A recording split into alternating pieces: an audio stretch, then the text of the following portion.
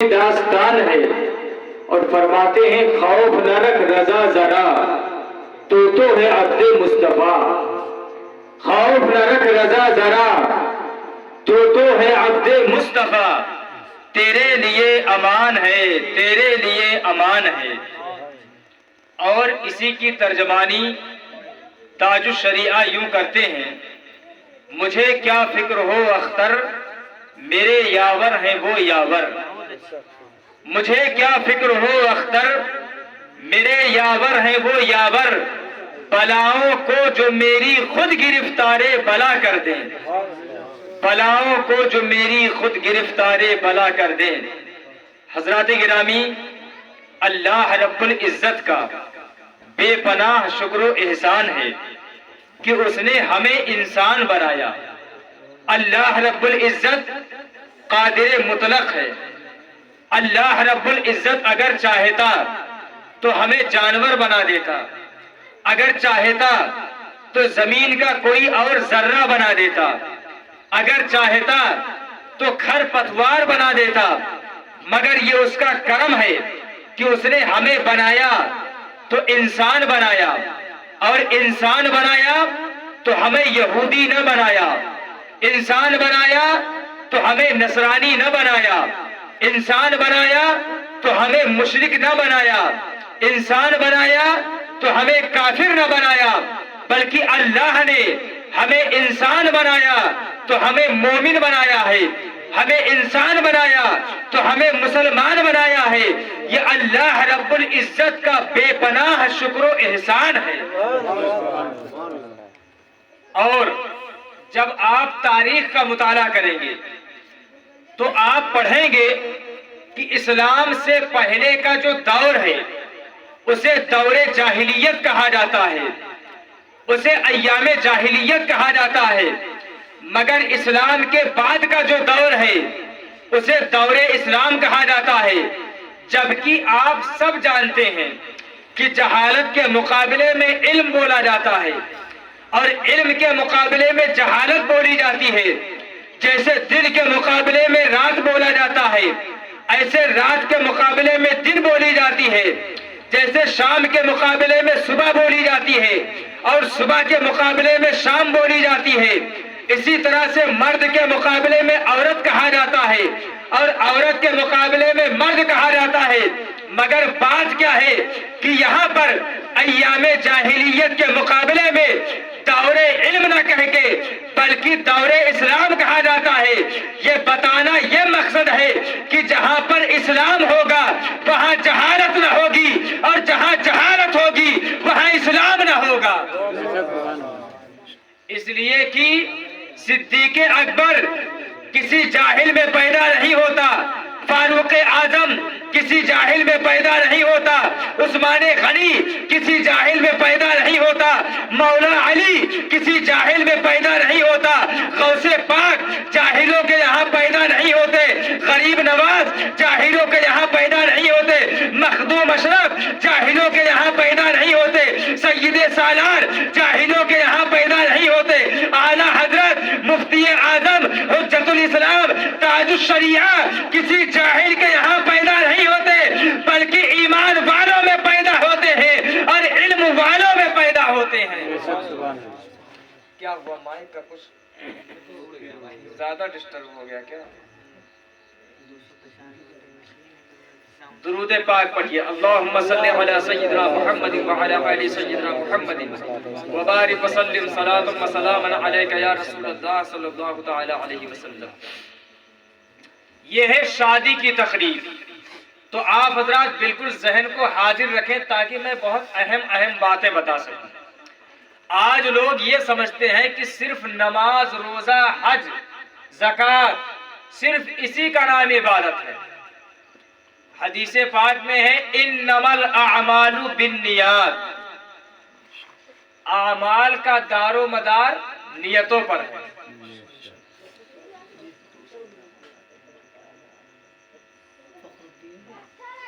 فخر الدین بھائی تشریف فرما ہے یہاں پر. حدیث پاک میں کیا ہے؟ انما الاعمال بالنیات، اعمال کا دار و مدار نیتوں پر ہے. کیا مطلب؟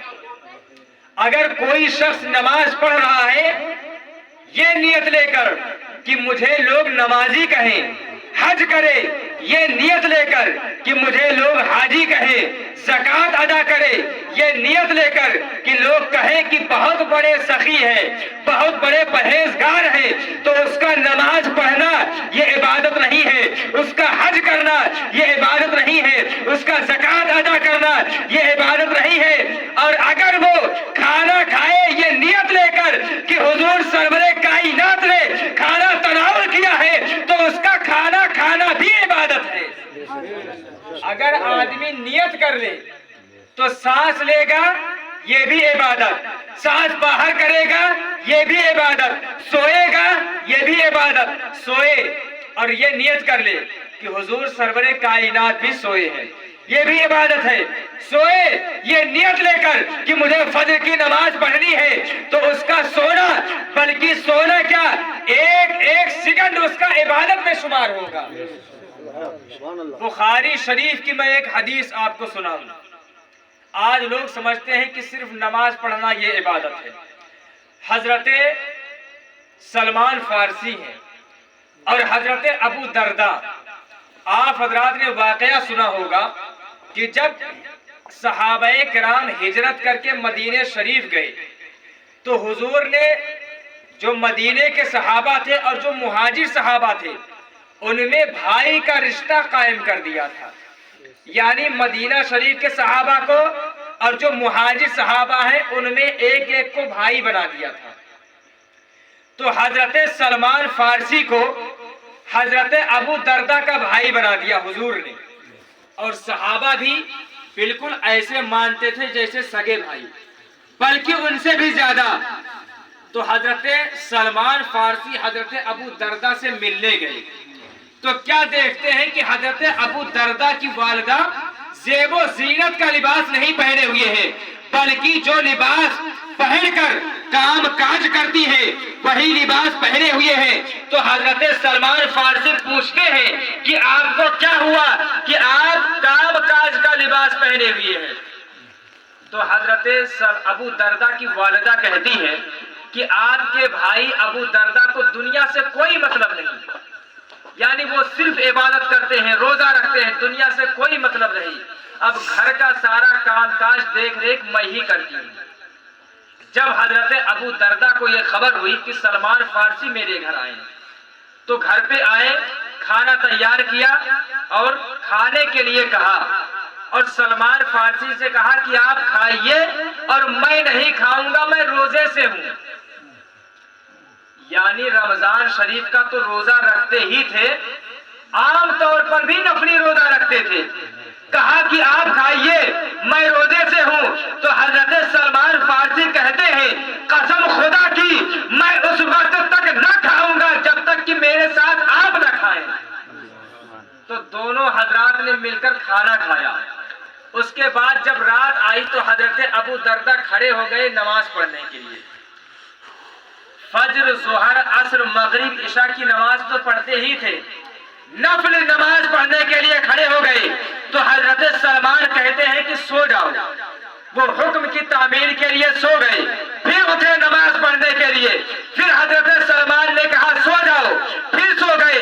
اس کے بعد جب رات کا آخری پہر آیا تو حضرت سلمان نے کہا اٹھو، اس کے بعد دونوں حضرات نے اٹھ کر نماز نفل ادا کی اور نماز فجر ادا کی۔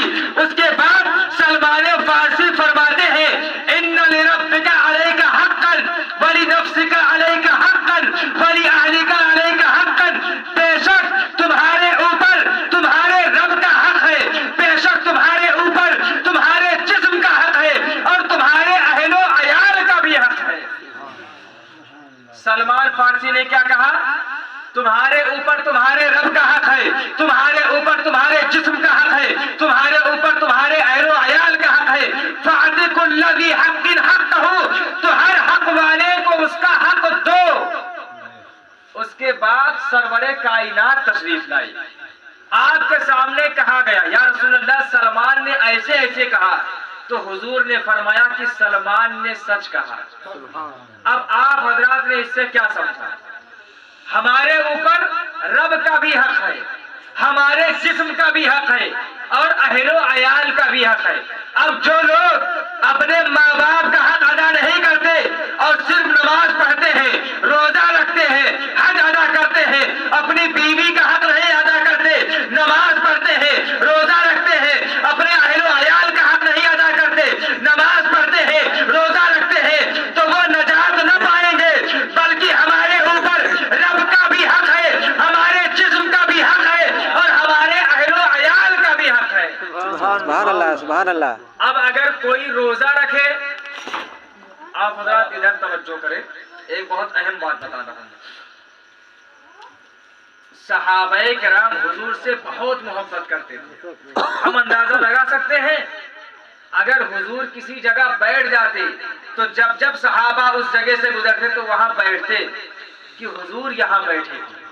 ایک دفعہ حضور سرور کائنات سوار ہو کر جا رہے تھے، اوپر سے پیڑ کی ٹہنی لٹک رہی تھی، حضور کا امامہ شریف اس میں پھنس گیا، تو ایک صحابی رسول کئی دنوں کے بعد ادھر سے گزرے تو ان کا قد تھوڑا چھوٹا تھا، اس میں امامہ ان کا نہ پھنسا، انہوں نے اپنی سواری واپس کی اور اپنا اس طرح سے ہو کے اپنا امامہ پھنسایا تاکہ سرور کائنات کی ادا پر عمل ہو جائے۔ ایسی ادا کوئی لا سکتا ہے؟ یہ فرض تھا یا واجب تھا؟ کیا تھا؟ مگر محبوب سے اتنی محبت ہے کہ سرور کائنات کا امامہ شریف اس ٹہنی میں پھنس گیا تھا تو ہمارا بھی امامہ اس میں پھنس جائے تاکہ حضور کی یاد تازہ ہو جائے۔ یہ صحابہ محبت کرتے تھے۔ تو حضور ہمیشہ روزہ رکھتے تھے، کبھی کبھی حضور لگاتار روزہ رکھتے تھے۔ صحابہ نے سوچا کہ ہمارے حضور لگاتار روزہ رکھتے ہیں، لاؤ ہم بھی رکھیں۔ تو صحابہ نے بھی رکھنا شروع کیا۔ حضور نے فرمایا اور حکم دیا کہ تم لوگ لگاتار روزہ نہ رکھو۔ اگر آدمی لگاتار روزہ رکھنا چاہے تو کیسے رکھے؟ ایک دن روزہ رکھے اور ایک دن روزہ نہ رکھے، ایک دن روزہ رکھے ایک دن روزہ نہ رکھے، اس لیے کہ حدیث پاک میں ہے کہ تمہارے جسم کا بھی تمہارے اوپر حق ہے، تو اس طرح سے بھوکے نہ رہو کہ جسم کمزور ہو جائے اور فرض بھی ادا نہ کر سکو، واجب بھی ادا نہ کر سکو۔ تو حضور ہمیشہ جب روزہ رکھتے تھے لگاتار روزہ رکھتے تھے۔ صحابہ نے سوچا کہ حضور لگاتار روزہ رکھتے ہیں، لاؤ ہم بھی روزہ رکھے۔ تو حضور نے فرمایا تم میں کون ہے میری طرح؟ میں اپنے رب کے پاس کھلایا جاتا ہوں اور اپنے رب کے پاس پلایا جاتا ہوں۔ اب جو لوگ کہتے ہیں کہ حضور ہماری طرح ہے، کیا وہ یہ حدیث نہیں پڑھتے؟ حضور نے فرمایا ایکم مثلی، تم میں کون ہے میری طرح؟ ارے حضور کا چلنا دیکھ کر یہ نہ کہو کہ حضور ہماری طرح ہے، حضور کا کھانا دیکھ کر یہ نہ دیکھو کہ حضور ہماری طرح ہے، حضور کا سونا دیکھ کر یہ نہ کہو کہ حضور ہماری طرح ہے، بلکہ حضور کی شان تو یہ ہے کہ اللہ کی سرتابہ قدم شان ہے، یہ انسان ہی انسان، وہ انسان ہے۔ یہ قرآن تو ایمان بتاتا ہے انہیں، ایمان یہ کہتا ہے میری جان ہے۔ یہ ابھی میں نے جو عرض کیا کہ قرآن میں ہے الرجال قوامون علی النساء، مرد حاکم ہیں عورتوں پر۔ اب بعض لوگ کہتے ہیں کہ دیکھو اسلام میں عورتوں کو حق نہیں دیا گیا، اسلام کہتا ہے کہ مرد عورتوں پر حاکم ہے۔ اب کوئی ایک صفحہ پڑھ لے مولانا شمیم صاحب اور دوسرا صفحہ نہ پڑھے تو وہ اسلام سمجھ پائے گا؟ صرف اپنے من کی بات لے لے کہ مت جاؤ نماز کے قریب، اب یہی رٹتا پھرے کہ قرآن میں ہے مت جاؤ نماز کے قریب، آگے نہیں پڑھا کہ جب تم نشے کی حالت میں رہو۔ اب اپنے مطلب کی بات لے لے اور آگے جو ہے اس کو چھوڑ دے۔ اب یہ کیسے سمجھے گا آدمی؟ اٹھو مت بیٹھو، اس میں اٹھو مت بیٹھو، اٹھو مت بیٹھو، اب ادھر کا ادھر ملا دو ادھر کا ادھر ملا دو تو بات سمجھ میں آئے گی؟ پوری بات سمجھے۔ قرآن نے کیا کہا؟ مرد حاکم ہے عورتوں پر۔ اب حاکم کسے کہتے ہیں؟ آج کے حاکموں کو دیکھو گے تو نہیں سمجھ پاؤ گے۔ حاکم کو سمجھنا ہے تو صدیق اکبر کے دور کو پڑھو، فاروق اعظم کے دور کو پڑھو، عثمان غنی کے دور کو پڑھو، مولا علی کے دور کو پڑھو، خلفائے راشدین کی حالات کا مطالعہ کرو۔ حضرت عمر بن عبد العزیز، آج لوگ BDC کے لیے دوڑتے ہیں کہ مجھے بناؤ، لالچ دیتے ہیں کہ مجھے ووٹ دو، مگر پہلے زمانے میں لوگ بھاگتے تھے کہ مجھے بنا دیا گیا، اور اگر کوئی بیمار مر گیا اور میں وہاں تک نہ پہنچ سکا تو خدا مجھ سے پوچھے گا کہ تو حاکم تھا، یہ بھوک سے کیسے مرا، تو حاکم تھا، یہ پیاس سے کیسے مرا۔ حضرت عمر بن عبد العزیز کو خلیفہ بنایا گیا۔ آپ گھر پر آئے، مصلی پر بیٹھ کر رونے لگے۔ آپ کی بیوی نے پوچھا کہ آپ کیوں رو رہے ہیں؟ تو آپ نے فرمایا کہ مجھے حاکم بنا دیا گیا ہے، اب اگر کوئی بیمار ہوگا تو کل خدا مجھ سے پوچھے گا، کوئی بھوک سے مرے گا کل خدا مجھ سے پوچھے گا، کوئی پیاس سے مرے گا کل خدا مجھ سے پوچھے گا، کسی پر ناانصافی ہوگی، کسی پر ظلم و ستم کیا جائے گا تو کل خدا تعالی مجھ سے پوچھے گا۔ اس لیے میں ڈر رہا ہوں اور خدا تعالی کا خوف کر رہا ہوں۔ اب اگر آج کے حاکم اس طرح سے ہو جائے تو یہ نہیں ہوگا کہ کسی کے کھاتے میں پیسہ آئے اور سب ہڑپ ہو جائے۔ حضرت عمر فاروق اعظم رضی اللہ عنہ، آپ کے زمانے میں زلزلہ آیا، زمین کانپنے لگی، آپ نے اللہ تعالی کی حمد و ثنا بیان کی، زمین نہ رکی۔ پھر آپ نے کہا کہ اے زمین، کیا میں تجھ پر انصاف نہیں کرتا؟ زمین فوراً ٹھہر گئی۔ اب اگر ہم لوگ بیان کریں تو کہیں گے یہ بریلوی لوگ اپنا بیان کرتے ہیں۔ حضرت عمر فاروق اعظم نے زمین جب کانپنے لگی، زلزلہ آ گیا، اللہ کی تعریف کی، اللہ کی حمد و ثنا بیان کی، مگر زمین نہ رکی۔ اور جب آپ نے یہ کہا کہ اے زمین، کیا میں تجھ پر انصاف نہیں کرتا، زمین فوراً رک گئی۔ کیا سمجھا آپ نے؟ صرف خدا کی عبادت کرنا کافی نہیں ہے، صرف نماز پڑھنا کافی نہیں ہے، صرف روزہ رکھنا کافی نہیں ہے، صرف زکوٰۃ دینا کافی نہیں ہے، بلکہ اپنے ماتحتوں کو دیکھو کہ آپ ان کے ساتھ انصاف کرتے ہیں کہ نہیں کرتے۔ بیوی کا مرد پر حق ہے اور مرد کا بیوی پر بھی حق ہے، بیوی کا شوہر پر حق ہے، شوہر کا بیوی پر حق ہے، ایسے بچوں کا باپ پر حق ہے اور باپ پر بچوں کا حق ہے۔ تو ہر حق والے کو چاہیے کہ اس کا حق دیا جائے۔ ایک دفعہ میں نے مولانا شمیم صاحب، ایک صاحب کو میں نے کہا کہ اعلیٰ حضرت نے لکھا ہے کہ باپ پر بیٹوں کے 80 حقوق ہیں۔ تو انہوں نے کہا کہ حضرت پہلی مرتبہ میں نے سنا ہے کہ باپ پر بھی بیٹوں کے حق ہیں۔ تو میں نے کہا جب یہ میرے پاس بیٹھو گے تب سنو گے۔ یہ سب سننے کے لیے، جاننے کے لیے کتابوں کا مطالعہ ضروری ہے۔ اور باپ کے جو حقوق بیٹوں پر ہے وہ تو کبھی ادا نہیں کر سکتا۔ قرآن شریف میں ہے لا تقل لہما اف ولا تنہرہما، والدین کو اف تک نہ کہو اور نہ ہی انہیں جھڑکو، مگر بیٹوں کے بھی باپ پر حقوق ہے۔ مثلا جب بچہ پیدا ہو تو اس کا نام اچھا رکھا جائے۔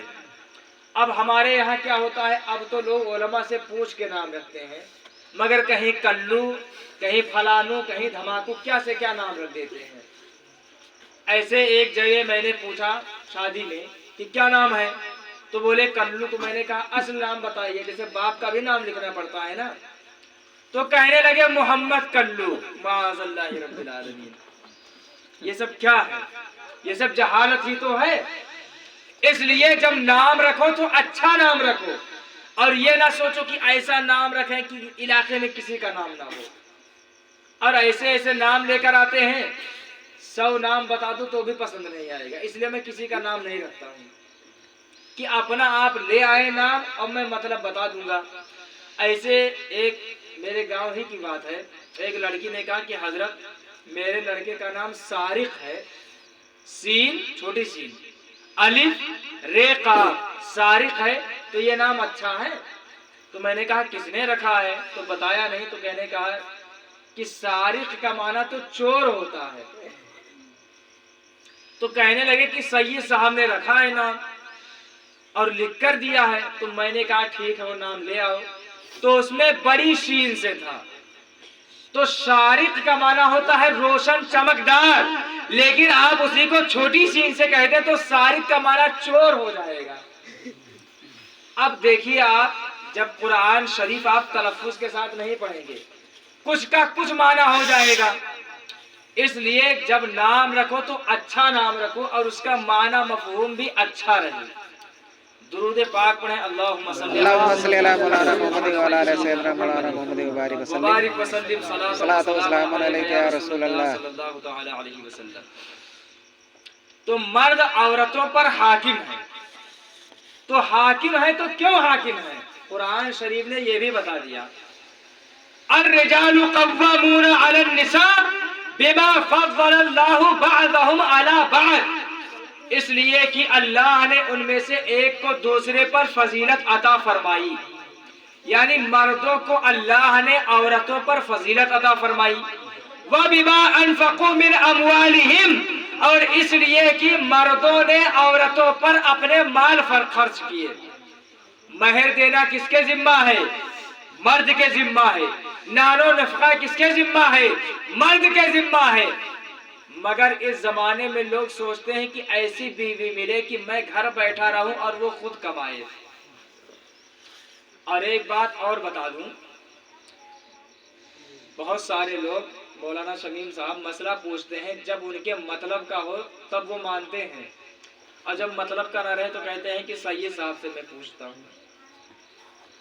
جیسے لوگ طلاق دینے لگتے ہیں، سمجھتے ہیں کہ جب میں نکاح ہوا تھا تو میں نے 3 مرتبہ کہا تھا قبلتو قبلتو قبلتو. تو سمجھتے ہیں کہ جب 3 مرتبہ کہوں گا تبھی طلاق ہوگی. 1 مرتبہ بھی طلاق دینے سے طلاق ہو جاتی ہے، اور 3 مرتبہ دینے سے طلاق مغلظہ پڑ جاتی ہے. 3 مرتبہ طلاق دینے کی کوئی ضرورت نہیں. اور قرآن شریف نے جس طرح کہا ہے اگر لوگ اس پر عمل کریں تو طلاق ہی نہ ہو. قرآن کیا کہتا ہے کہ جب آپس میں انبن ہو جائے تو انہیں سمجھاؤ، نہ مانے تو بستر الگ کر دو، پھر بھی نہ مانے تو مارو. مارنے کا مطلب یہ نہیں کہ مار دو اس طرح سے کہ علاج کرانا پڑے. پھر بھی اگر بات نہ بنے تو اپنے سسرال والوں کو بھی بلا لو اور اپنے یہاں کے کچھ لوگوں کو بلا لو اور بات چیت ہو جائے. اگر یہاں تک نوبت آ جائے تو کبھی طلاق نہ ہوگی. مگر ہمارے یہاں کیا کہتے ہیں؟ غصہ آیا اور کہتے ہیں کہ جا تجھے طلاق، تیرے گھر والوں کو طلاق. یہ کہہ دیتے ہیں تجھے طلاق، تیرے گھر والوں کو طلاق. اس سے بھی پیٹ نہیں بھرا تو کہتے ہیں کہ جاؤ تمہیں 1000 طلاق. طلاق تو صرف 3 مرتبہ ہے نا. یہ سب شریعت کا مذاق بنانا ہے. طلاق 1 مرتبہ دینے سے طلاق ہو جاتی ہے، اور یہ آپ لوگ عام کریں کہ ہرگز ہرگز 3 طلاق نہ دیں. جب لوگ 3 طلاق دے دیتے ہیں پھر فون کرتے ہیں کہ حضرت میں نے 3 طلاق دے دی ہے. لوگ کہتے ہیں کہ جب میں نے طلاق دی تھی تو میں اس وقت غصے میں تھا، ذہن نہیں کام کر رہا تھا. اب ذہن ایسے نہیں کام کرے گا جب پھنسو گے. تو اس لیے خبردار خبردار، غصے میں رہیں یا کچھ بھی رہیں، طلاق دینے کے وقت غصے میں نہ رہیں. ایک صاحب کہنے لگے حضرت کہ میں نے تو غصے میں طلاق دی تھی تو کیا طلاق ہو گئی؟ تو میں نے کہا کوئی خوشی میں بھی طلاق دیتا ہے کہ جاؤ میں تمہیں طلاق دے رہا ہوں، خوش ہوں بہت. خوشی میں بھی طلاق دی جاتی ہے کیا؟ آدمی ناراض ہوتا ہے، غصہ ہوتا ہے تبھی تو طلاق دیتا ہے. تو خبردار اپنے ذہن کو ہوش میں رکھیں اور 1 سے زیادہ طلاق نہ دیں، اور 1 مرتبہ طلاق دینے سے بھی طلاق ہو جاتی ہے. درود پاک پڑھیں. اللہم صلی علی مولانا محمد وعلی آل وسلم صلاۃ و سلام علیک یا رسول اللہ صلاۃ و سلام علیک یا رسول اللہ صلی اللہ تعالی علیہ وسلم. حضرت ابو بکر صدیق جو خلیفہ اول ہیں، اسلام کیا کہتا ہے کہ مال والی کو نہ دیکھو نکاح کرنے کے لیے، حسن و جمال والی کو نہ دیکھو، حسب و نسب والی کو نہ دیکھو، بلکہ دیندار عورت کو اپنے گھر میں لاؤ۔ بعض لوگ سوچتے ہیں کہ ہم حسب و نسب والی لائیں تاکہ لوگ کہیں کہ فلاں کے گھر میں ان کی شادی ہوئی، یا مال و دولت والی لائیں، یا حسن و جمال والی لائیں۔ اسلام کیا کہتا ہے کہ دین والی کو اختیار کرو اور دیندار عورت سے نکاح کرو۔ دیندار کون؟ جو نماز پڑھے، روزہ رکھے، اور جب اس پر حج فرض ہو تو حج کرے، دین کی پاسداری کرے اور شریعت پر عمل کرے، نہ صحابہ کی توہین کرے اور نہ ہی اہل بیت کی توہین کرے۔ اس زمانے میں بعض لوگ صحابہ کرام کے گستاخ ہیں اور بعض لوگ اہل بیت کے گستاخ ہیں، اور ہم نہ صحابہ کے گستاخ نہ اہل بیت کے گستاخ، بلکہ ہمارے ایک ہاتھ میں دامن صحابہ ہے تو دوسرے ہاتھ میں دامن اہل بیت ہے، اور ہم مرتے دم تک یہی گنگنائیں گے کہ اہل سنت کا ہے بیڑا پار اصحاب حضور، ندب ہے اور نام ہے عطرت رسول اللہ کی۔ حضرت ابو بکر صدیق جو پہلے خلیفہ ہیں، آج ہم سرکار غوث پاک کے تعلق سے کوئی واقعہ بیان کر دے تو کہتے ہیں یہ لوگ اپنا گڑھتے ہیں۔ حضرت ابو بکر صدیق جو مردوں میں سب سے پہلے اسلام لائے، آپ تجارت کے لیے ملک شام گئے تھے۔ یہ بھی لوگ سنیں کہ حضور نے خود تجارت کیا ہے، صحابہ نے خود تجارت کیا ہے، امام اعظم نے خود تجارت کیا ہے۔ آج لوگ آتے ہیں سید صاحب کے پاس تو کہتے ہیں کہ حضرت دعا کر دیجئے تاکہ رزق میں کشادگی ہو جائے۔ اب اپنے بستر پر لیٹے ہیں اور کہہ رہے ہیں کہ حضرت دعا کیجئے۔ آپ کو چاہیے کہ آپ تجارت کریں، محنت کریں۔ حضرت صدیق اکبر جو اسلام کے پہلے خلیفہ ہیں، تجارت کے لیے ملک شام گئے، خواب دیکھتے ہیں کہ میری گود میں چاند اور سورج اتر آئے ہیں، میں نے چادر سے انہیں ڈھانپ لیا ہے۔ جب صبح کی سفیدی نمودار ہوئی، ایک راہب کے پاس گئے اور اپنا خواب بیان کرتے ہیں کہ میں نے خواب دیکھا ہے کہ چاند و سورج میری گود میں اتر آئے ہیں، میں نے چادر سے ڈھانپ لیا ہے، اس کی تعبیر کیا ہے؟ تو وہ راہب کہتا ہے کہ آپ کا نام کیا ہے؟ آپ کہتے ہیں کہ میرا نام ابو بکر ہے۔ وہ کہتا ہے کہاں کے رہنے والے ہیں؟ مکہ کا رہنے والا ہوں۔ کس قبیلے سے تعلق رکھتے ہیں؟ بنی ہاشم سے تعلق رکھتا ہوں۔ وہ کہتا ہے مبارک ہو نبی آخر الزمان جلوہ فرما ہو چکے ہیں، میں ان پر ایمان لا چکا ہوں، آپ ان پر ایمان لائیں گے اور ان کے دوست بنیں گے، ان کے صحابی بنیں گے اور ان کی وفات کے بعد ان کے پہلے خلیفہ بنیں گے۔ جب صدیق اکبر نے یہ سنا فوراً اپنا سامان سمیٹا، مکہ کو روانہ ہو گئے۔ مکہ آئے، پھر حضور کی بارگاہ میں گئے۔ حضور نے فرمایا ابو بکر تم آ گئے، لو کلمہ پڑھ لو۔ صدیق اکبر عرض کرتے ہیں حضور کوئی معجزہ تو دکھائیے کہ آپ نبی ہیں۔ حضور سرور کائنات فرماتے ہیں ابو بکر ملک شام میں جو تم نے خواب دیکھا ہے اور اس کی تعبیر جو راہب نے بتائی ہے یہ میرا ہی تو معجزہ ہے۔ میرے امام فرماتے ہیں اور کوئی غیب کیا تم سے نہا ہو بھلا، جب نہ خدا ہی چھپا تم پہ کروڑوں درود۔ کہاں ملک شام اور کہاں مکہ، سینکڑوں میل کے فاصلے سے حضور نے پتہ لگا لیا کہ ابو بکر نے کیا خواب دیکھا ہے اور اس کی تعبیر کیا ہے۔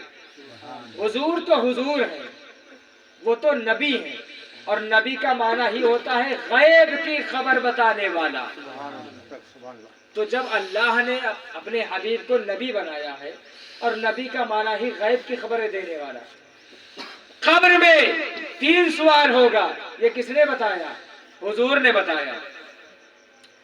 حضور حضرت فاروق اعظم جمعہ کے دن خطبہ دے رہے تھے، اچانک آپ نے دوران خطبہ کہا یا ساریۃ الجبل اے ساریہ پہاڑ کی طرف دیکھو یا ساریۃ الجبل، اے ساریہ پہاڑ کی طرف دیکھو یا ساریۃ الجبل، اے ساریہ پہاڑ کی طرف دیکھو۔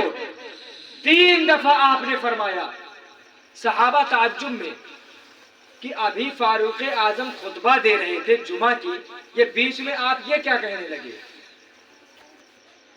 آپ نے خطبہ مکمل کر دیا، نماز پڑھا دی۔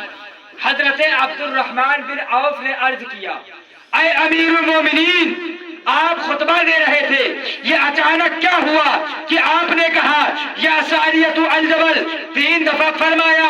حضرت عمر فاروق اعظم فرماتے ہیں بات دراصل یہ ہے کہ مسلمان پہاڑ کے پاس میں مشرکین سے جنگ لڑنے میں مصروف تھے، اچانک وہ شکست کھا جاتے، میں یہ کہنے پر مجبور ہو گیا اور میں نے ان کی رہنمائی کر دی۔ چند دنوں کے بعد حضرت ساریہ کا قاصد آیا، اس میں لکھا تھا کہ ہم لوگ پہاڑ کے قریب لہابند میں مشرکوں سے جنگ لڑ رہے تھے، قریب تھا کہ ہم ہار جاتے، مگر کسی پکارنے والے نے پکارا اور مجھے کہا یا ساریہ الجبل، اے ساریہ پہاڑ کی طرف دیکھو۔ ہم لوگ پہاڑ کی طرف گئے اور ہم نے مشرکوں کو قتل کیا، اللہ نے ہمیں فتح عطا فرمائی۔ بتانے کا مقصد یہ ہے کہ حضرت فاروق اعظم مسجد نبوی سے جب سینکڑوں میل کے فاصلے پر یہ دیکھ سکتے ہیں کہ مسلمان جنگ میں مصروف ہے اور ان کی مدد کر سکتے ہیں، تو سرور کائنات کی عظمت و رفعت کا عالم کیا ہوگا جب ان کے گدا بھر دیتے ہیں۔ شاہان زمانہ کی جھولی، محتاج کا جب یہ عالم ہے، مختار کا عالم کیا ہوگا۔ یہ رہی بات حضرت عمر فاروق اعظم کی۔ اب آئیے سرکار غوث پاک کی بارگاہ میں۔ حضرت سرکار غوث پاک فرماتے ہیں کہ میرے بچپن کا زمانہ تھا، آخری بات عرض کروں گا۔ فرماتے ہیں کہ میرے بچپن کا زمانہ تھا، ایک گائے کو میں جنگل کی طرف لیے جا رہا تھا۔ زریرہ بیدار ہیں؟ توجہ سے سنو۔ فرماتے ہیں کہ میرے بچپن کا زمانہ تھا، پڑھنے سے تعلق ہے زنیرہ اس کا۔ بچپن کا زمانہ تھا، میں ایک گائے کے پیچھے جا رہا تھا، اس گائے کو جنگل کی طرف لیے جا رہا تھا۔ اچانک وہ گائے جیسے انسان بولتا ہے ایسے بولنے لگی۔ اللہ نے اسے بولنے کی صلاحیت دے دی۔ خدا تو خدا ہے، قادر مطلق ہے، اگر وہ چاہے تو پتھر بھی بولنے لگے، وہ چاہے تو شجر و حجر بولنے لگے۔ اللہ نے گائے کو قوت گویائی دے دی اور وہ گائے مڑ کر سرکار غوث پاک سے کہتی ہے کہ اے عبد القادر، تمہیں اس کام کے لیے نہیں پیدا کیا گیا۔ سرکار غوث پاک فرماتے ہیں کہ جب گائے نے مجھ سے یہ کہا تو میں سہم گیا اور فوراً وہاں سے پلٹا، اپنے مکان پر آیا اور یکسوئی کے لیے اپنے مکان کی چھت پر چڑھ گیا۔ پھر اللہ نے میری آنکھوں سے حجابات اٹھا دیے اور میں نے اپنے مکان کی چھت سے عرفات کو دیکھ لیا۔ وہاں حاجیوں کا جو اجتماع تھا میں نے دیکھ لیا۔ یعنی سرکار غوث پاک نے جب سینکڑوں میل کے فاصلے سے، یعنی ایران سے، جہاں ان کا مکان ہے جیلان سے، عرفات کے میدان کو دیکھ لیا، خود فرماتے ہیں نظرت الی بلاد اللہ جمعاً کخردلۃ علی حکم اتصالی، میں نے اللہ کے ملکوں کو ایسے دیکھا ہے جیسے ہتھیلی پر رائی کا دانہ۔ اور ہمارا عقیدہ تو یہ ہے کہ غوث پاک ہمیں بھی ملاحظہ کر رہے ہیں۔ پھر غوث پاک نے اپنی ماں سے عرض کیا کہ اے میری ماں، مجھے اجازت دیجئے میں بغداد جاؤں اور علم حاصل کروں۔ کیا کہا غوث پاک نے؟ مجھے اجازت دیجئے کہ میں بغداد جاؤں اور علم حاصل کروں۔ آج لوگ پڑھتے لکھتے نہیں ہیں، نماز میں کتنی رکعت ہے یہ بھی نہیں پتا، اور کہتے ہیں ہم تو پہنچے ہوئے ہیں، کہتے ہیں مولانا لوگ الگ ہیں اور ہم ملنگ لوگ الگ ہیں۔ ایک صاحب نے کہا جتنا ملنگ سب ندیک ولنگ. علماء کی مخالفت کرتے ہیں, کہتے ہیں یہ الگ ہے اور ہم الگ ہے. کیا غوث پاک سے بڑے ولی ہے؟ غوث پاک فرماتے ہیں درست العلم حتی صرت قطبہ, میں نے یہاں تک علم حاصل کیا یہاں تک کہ میں قطب بن گیا. سرکار غوث پاک کتنے بڑے عالم تھے. آخری بات کہ سرکار غوث پاک سے عرب کے لوگ تو پوچھتے ہی تھے سوال, عجم کے لوگ بھی غوث پاک سے پوچھتے تھے, اور عام آدمی تو عام آدمی ہیں, علماء بھی سرکار غوث پاک سے پوچھتے تھے. ایک مرتبہ غوث پاک کے پاس فتویٰ آیا, عجیب عجیب لوگ بھی رہتے ہیں. ایک آدمی نے قسم کھا لی کہ میں اگر ایسی عبادت نہ کروں کہ اس عبادت میں اس وقت کوئی میرا شریک نہ ہو تو میری بیوی کو 3 طلاق. اب لوگوں نے سوچا نماز پڑھے گا تو اس وقت پوری دنیا بہت بڑی ہے, کوئی نہ کوئی نماز پڑھ رہا ہے, روزہ رکھے تو کوئی نہ کوئی روزہ رکھ رہا ہے, سبحان اللہ کہے کوئی نہ کوئی سبحان اللہ کہہ رہا ہے, اذان دے پوری روئے زمین پر کوئی نہ کوئی اذان دے رہا ہے. کون سی عبادت کرے کہ کوئی اس کا شریک نہ ہو؟ سارے علماء نے قلم اٹھایا رکھ دیا. جب غوث پاک کے پاس پہنچا, غوث پاک نے کچھ نہ سوچا, فوراً قلم اٹھایا اور فرمایا کعبے شریف کو خالی کرا دو اور اس سے کہہ دو کہ یہ طواف کر لے. روئے زمین پر کوئی دوسرا کعبہ نہیں تو عبادت میں بھی کوئی اس کا شریک بھی نہ ہوگا. اور جب یہ فیض اعلیٰ حضرت کو ملا تو اعلیٰ حضرت بھی جب کوئی سوال پوچھا جاتا کتابوں کو نہ دیکھتے, فوراً قلم اٹھاتے اور لکھ دیتے. اگر ہم سے کوئی پوچھ لے سوال اور ہم بتا لے جائیں تو خوش ہو جاتے ہیں کہ ہم نے پڑھا ہے.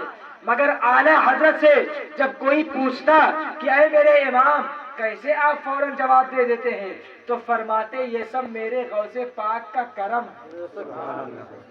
سبحان اللہ. اور بلا شبہ اعلیٰ حضرت ہندوستان میں نائب غوث اعظم. بس انہی چند کلمات پر میں اپنی گفتگو ختم کرتا ہوں. ٹھنڈک کا وقت ہے, کچھ مفید باتیں ہو گئی ہیں. اللہ تعالی ہم سب کو اس پر عمل کرنے کی توفیق عطا فرمائے. پیارے حبیب کو پکار, پیارے نبی کا نام لے, دامن مصطفیٰ میں آ, پائے رسول تھام لے. حفظ ناموس رسالت کا جو ذمہ دار ہے یا الہی مسلک احمد رضا خان زندہ باد. خدائے تعالی اس شادی کو شادی خانہ آبادی بنائے. وما علینا الا البلاغ. السلام علیکم.